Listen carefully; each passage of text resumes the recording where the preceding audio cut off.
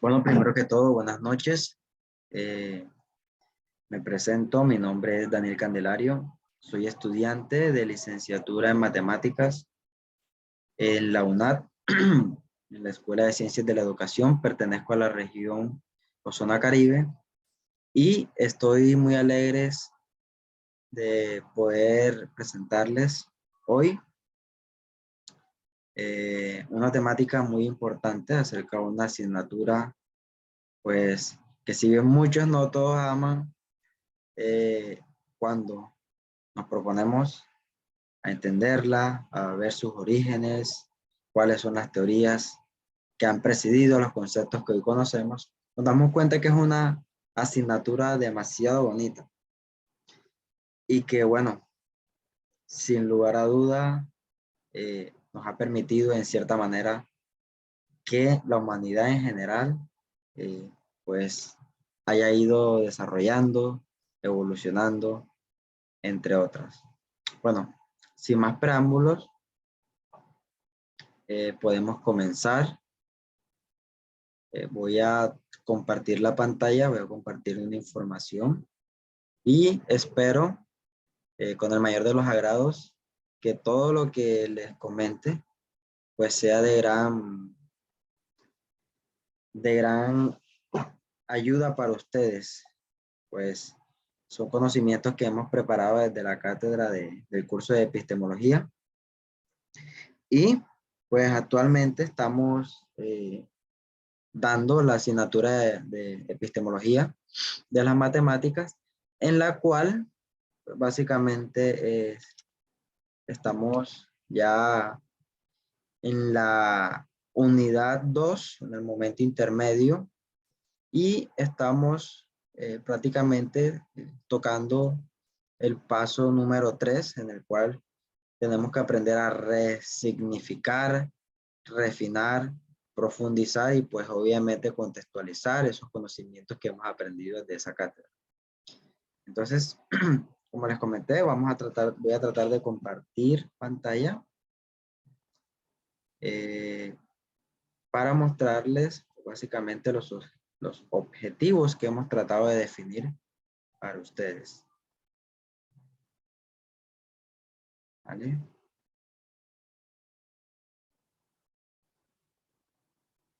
Eh,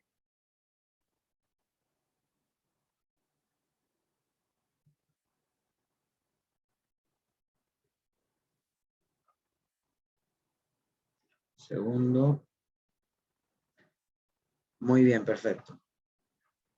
Si ustedes se dan cuenta, hemos preparado unos objetivos generales y específicos y una justificación, pues, que es lo que nosotros hemos considerado que debemos abordar en esta unidad número 2, en este paso 3, el cual consideramos que el estudiante debe comprender y explicitar los procesos que dieron origen a los conceptos matemáticos.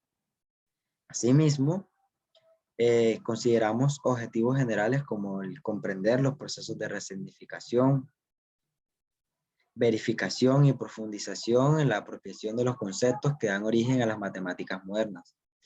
Y como objetivos específicos, pues ya identificamos esos objetivos, están enmarcados en las actividades que hemos venido desarrollando y que pues básicamente se trataba de primero identificar las características de las causas de la rigorización y de la crisis de los fundamentos, y también determinar los cambios o avances que han surgido a partir de las crisis de los fundamentos. Bueno, no se asusten, y ahorita les vamos a explicar a qué nos referimos con esos términos de rigorización, de crisis de fundamentos. ¿Qué significa eso? Entonces, eh, tratamos de organizar toda esa información de manera didáctica para que ustedes, quien nos están viendo ahora, pudieran tener una idea un poco más detallada de los conceptos matemáticos que actualmente tenemos. Y que bueno, han sido objeto de estudio de muchísimos años y que pues gracias a Dios y a la humanidad que nos ha permitido poder consolidar esos conocimientos que hoy permiten tener a la humanidad en vía de desarrollo evolutivo. Entonces, vamos a partir de dos conceptos fundamentales. El primero se le llama rigor o rigorización y el segundo se le llama crisis de los fundamentos. Ubiquemos nuestro contexto principalmente al siglo XVII, siglo XVIII, siglo XIX, siglo XX más o menos. Entonces tenemos como título fundamental la rigorización de las matemáticas y la crisis de los fundamentos matemáticos en el siglo XX. Es muy importante que tengamos en cuenta que cuando se habla de rigorización matemática, es básicamente un proceso de rigor en el cual se establecen ciertas condiciones que en su momento desarrollaron ciertos matemáticos. Estamos hablando específicamente del siglo XIX. Pero ¿qué pasó en ese siglo XIX? Exactamente, ¿qué pasa en ese siglo? ¿Por qué se habla de rigorización en ese momento?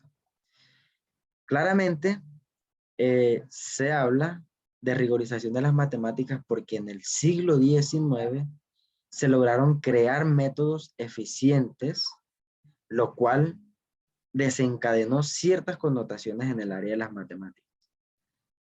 Obviamente esto obedeciendo a ciertos resultados que se querían lograr en ese entonces. Y pues básicamente, para el caso de la rigorización, el objetivo fundamental era demostrar las matemáticas exactas. Bueno, aquí hay un error de redacción, pero el objetivo principal era demostrar cuán tan exactas eran las matemáticas que se habían logrado hasta el siglo XIX. Ahora, si ustedes se ponen a pensar, desde la edad antigua se han venido estudiando las matemáticas y algunos conceptos que si bien se han creído que se han desarrollado, pues en este momento de la historia, muchos matemáticos dijeron, uy, espera. Aquí hay algo raro, este concepto no me cuadra, y se pusieron a analizar y bueno, listo, definitivamente ese concepto, cuando lo evalúen cierto término, como por ejemplo la geometría euclidiana, que del cual les hablaré más adelante, se dieron cuenta de que algunos conceptos simplemente no encajaban dentro de la lógica matemática que se buscaba en ese entonces.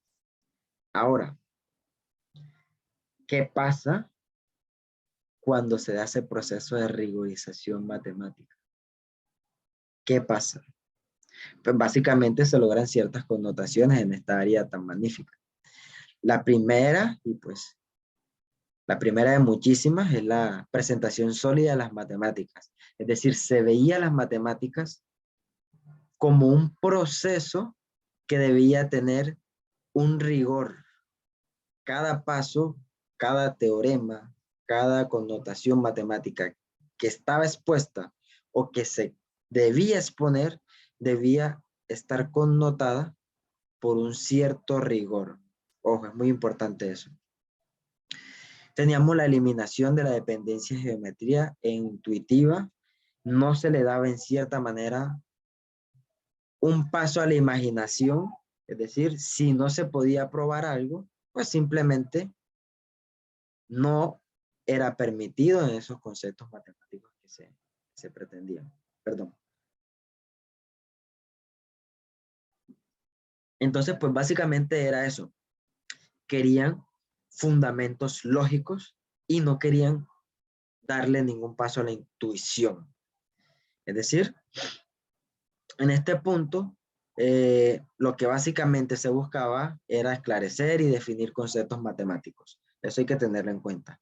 Esclarecer y definir conceptos matemáticos. Con esto, obviamente, ellos se daban cuenta de cuáles conceptos pues, no cumplían con ese rigor y, pues, por el contrario, cuáles conceptos sí podían servir para el estudio.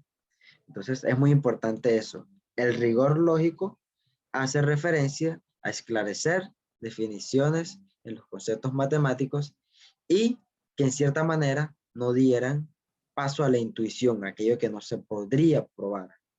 ¿Ok? Esto obviamente desarrolló ciertas nociones e ideas que dieron origen posterior a áreas que hoy en día conocemos muchísimo, como por ejemplo el cálculo.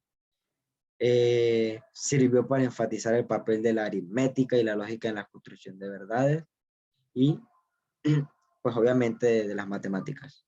Listo, ya tenemos claro qué es ese proceso de rigorización. Ahora,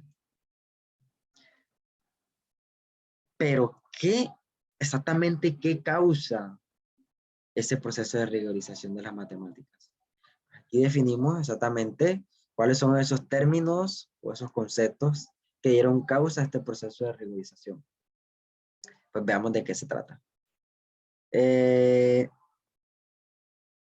Tenemos que, leo textualmente, tenemos que la geometría analítica por Renato de Descartes hacia 1637 y el cálculo infinitesimal por Newton, Leibniz hacia finales del siglo XVII y que prolongándose durante todo el siglo XVIII, solo vino a ser superada en el paso del siglo por obra de Cauchy, Weierstrass, Dedekind y otros, al lograr estos matemáticos establecer por primera vez con claridad y precisión los conceptos de número real, de límite, de infinitesimal, de continuidad, de convergencia, es decir, los matemáticos del siglo XVIII.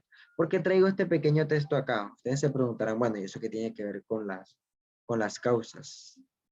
Y es que llega un momento en el que los conceptos matemáticos tienen que evaluarse. Entonces, este proceso de rigorización no es resultado de un momento en el que, listo, bueno, vamos a ver si estos conceptos sirven o no sirven, sino que por el contrario, es un proceso que venía dándose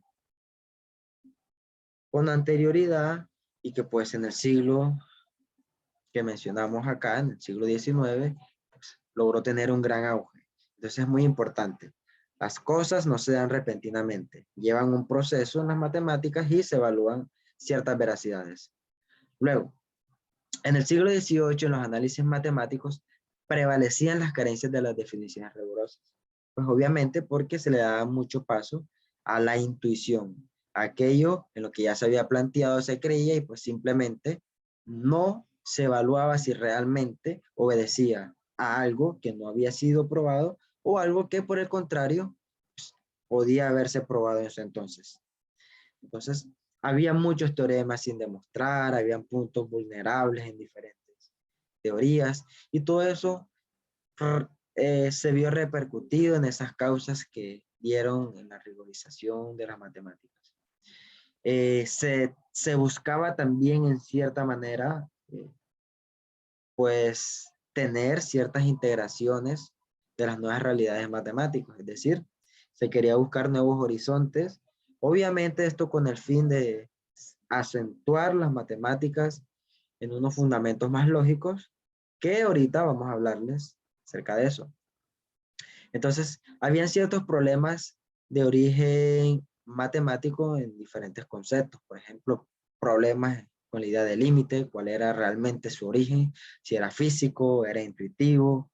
Entonces, acá hay algo muy importante y es que en el siglo XIX, como lo comentamos acá, se dan fuertes cuestionamientos y como les mencioné acá, esto no es un proceso que se da repentinamente, sino que gracias a estos autores como Bernard Bolzano, Niels Henry, Augustin Louis, Carl Weierstrass, Richard Dedekind y Gregor Cantor, pudieron lograr ese auge y ese impulso que necesitaban los matemáticos de ese entonces.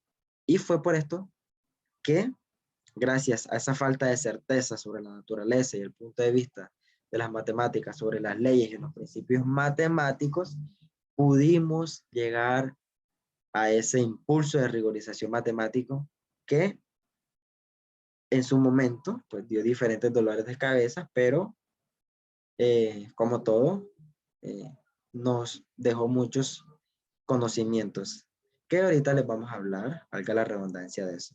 Entonces, otras causas eran establecer pautas características del análisis matemático, su enseñanza en la época actual, Y como resultado tenemos el logicismo, formalismo, el intuicismo, que bueno, ustedes se preguntarán qué es eso, qué es, qué es logicismo, qué es formalismo, qué es intuicismo. Básicamente son fundamentos, causas bueno, que surgieron a partir de esta rigorización. Y pues obviamente problemas de conceptos como la reducción de los números irracionales a nociones aritméticas. Pero bueno, todo esto va muy ligado. Habían ciertas características que estaban enlazadas a esas causas y a esas definiciones de rigorización de las matemáticas. Por ejemplo, tenemos las diferentes características. Si ustedes observan, todo esto va muy amarrado. Estas causas tenían diferentes características o estas características tenían diferentes causas.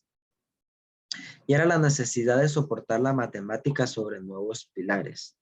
Desarrollaron el rigor lógico en la que se fundamentara la matemática y estas causas como el logicismo, el formalismo e intuicismo fueron producto de esa rigorización de las matemáticas o esas características que se tuvieron en cuenta. Por ejemplo, cuando hablamos de logicismo, surge la teoría de conjuntos, la creación lógica simbólica, que si no fuera por estos conceptos o por esta manera de tratar de evaluar lo que ya se tenía, no se pudiese haber desarrollado tales. Tenemos también lo que es el formalismo, que se caracteriza, principalmente por la axiomatización, que es el sistema de axiomas o postulados. También tenemos la formulación, que es los axiomas que se expresan mediante el lenguaje simbólico. Esta, pues básicamente con el objeto de desarrollar lo que se conoce como la teoría de los métodos de la lógica matemática. Tenemos también en este punto la demostración de la compatibilidad de los axiomas. Es decir, la cuestión fundamental en el formalismo de las mismas, la cual nos ayudaba a decidir cómo estaba construido tal sistema.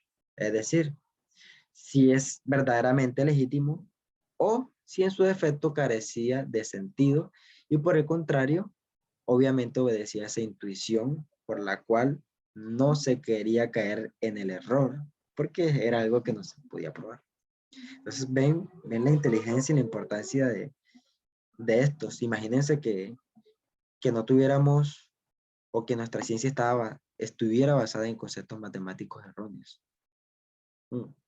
Es muy, muy complicado, pero gracias a Dios y a las investigaciones hechas por estos personajes, pues a su dedicación y al amor que le han dedicado ellos, que hoy en día nos han permitido la evolución solamente a los matemáticos, sino a las diferentes ciencias a nivel global en el planeta. Entonces, básicamente todo giraba en ese entorno de querer obtener métodos rigurosos, de que había un cierto temor, incertidumbre o inseguridad en los matemáticos, que fue ese factor central que lo llevó a, listo, tenemos que luchar, tenemos que averiguar qué es lo que pasa con esos conceptos. Y pues básicamente lo que se quería era principalmente caer o tratar de evitar cualquier argumento que no pudiera justificarse, óigame bien, que no pudiera justificarse con los principios y las leyes de la lógica.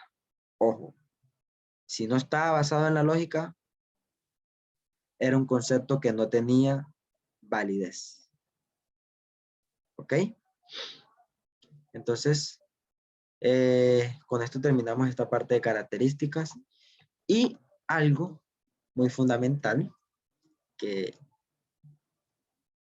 pues es lo más importante y es cuando hablamos de crisis de los fundamentos matemáticos. Tenemos un rigor matemático que empieza con la búsqueda de soluciones lógicas a los conceptos matemáticos. Eso tiene sus ciertas características y ciertas causas. Eso es lo que vemos acá. Ahora, esto desarrolló el concepto de fundamentos lógicos.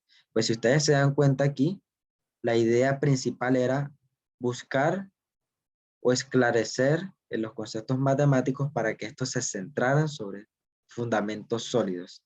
Sin duda alguna, esto trajo ciertas crisis. A eso fue lo que se le llamó crisis de los fundamentos matemáticos del siglo XX. Y es que básicamente se le llama crisis de los fundamentos porque principalmente es un proceso de rigorización que buscaba esclarecer algunos conceptos y pues no fue suficiente sus bases llegando a la contradicción. ¿Qué pasa? ¿Qué pasa cuando no se tenía suficientes conceptos? Pues se caen en paradojas, se caen en paradigmas, se caen en la certeza de que no saben si lo que están interpretando es lo verdaderamente correcto, o por el contrario, no es para nada correcto. Entonces, esto surgió diferentes problemas, diferentes connotaciones negativas, hubo mucho estrés matemático, había momentos en los que difícilmente se podía esclarecer el rumbo que tenía la matemática del entonces. Entonces se empiezan a construir diferentes conceptos, algunos basados en la lógica, otros en los que supuestamente se creía tener lógica. Y había ese instrumento en la cual, pues, metafóricamente se abría una caja de Pandora y aparecían un sinfín de dudas, inseguridades, desacuerdos e incertidumbres entre los matemáticos de ese siglo. Entonces, cada hecho dentro de la crisis, en cierta manera, despertaba una terrible y angustiante decepción, tanto que llegan a dudar simplemente de cada fundamento que se establecía en ese momento. Y básicamente la pregunta era, ¿cuál verdaderamente era la esencia de las matemáticas? Complicadísimo, ¿no? Complicadísimo. Pero bueno, no todo es, no todo es malo. Pues gracias a esta crisis de los fundamentos, las matemáticas cambiaron. Pues obviamente hoy en día siguen avanzando, pues es gracias a ese proceso de rigorización, de establecer los fundamentos y la esencialidad de los mismos. Y esto dio origen a ciertos cambios y avances en las matemáticas gracias a esos procesos de tomarse el trabajo, de estudiar, de verificar cada concepto. Pues hoy en día esto logró que se tuviera la matemática que conocemos, ya que, por ejemplo, se aclararon muchos conceptos, se demostraron valideces de fundamentos, se precisó, oigan bien, se precisó el término de las cuestiones lógicas e intuitivas. Es decir, establecieron si habían términos de forma inflexible, si habían nuevas teorías, etc. Entonces, en las últimas décadas del siglo comenzaron a emerger ciertos conocimientos ya basados en una estructura lógica fundamentada y pues probada. Y pues no sé, desde este momento nos iba a permitir que se establecieran conceptos matemáticos nuevos sin que cumplieran con el mayor rigor lógico posible. Y esta es la invitación a los matemáticos, a las personas que nos oyen, de que no veamos a las matemáticas como algo tedioso, algo aburrido. Miren lo bonito que es darnos cuenta de que las matemáticas no solamente son números, no solamente son realizar ecuaciones, no solamente es asistir a una aula de clase, sentarse, escribir números, resolver sumas, restas, multiplicaciones, divisiones, ecuaciones algebraicas. No solamente es eso, sino que detrás de cada de esos conceptos estudiamos, hay una historia detrás de ella, una historia que honra a la humanidad, honra la evolución de la misma Y pues tenemos como responsabilidad el transmitir esos conocimientos desde nuestra cátedra y pues poniéndonos las manos en el corazón de que cuando se trata de establecer o de enseñar ciertos conceptos, es muy importante que al estudiante se le explique no solamente lo que tiene que hacer, sino el resultado fruto de ese proceso de investigación de muchas personas históricas.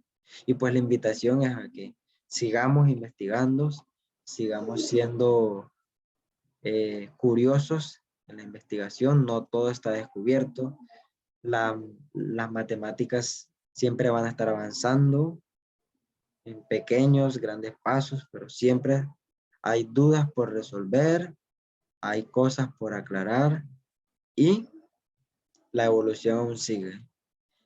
Tú eliges si quieres ser parte de la historia, como todos estos personajes que observamos acá alrededor, o, eh, o pues simplemente quieres desconocer tu pasado, pues como dice el dicho, quien desconoce su historia está condenado a repetirlo. Entonces esa es la invitación, muchachos, y de antemano darles las gracias por la atención. Espero que la información aquí presentada haya sido de su total gusto y pues no se olviden de dejarnos las preguntas, las inquietudes por acá por la caja de comentarios y pues estamos muy contentos de poder interactuar por este medio con ustedes. Muchas gracias. Chao, chao. Bendiciones para todos. Nos despedimos.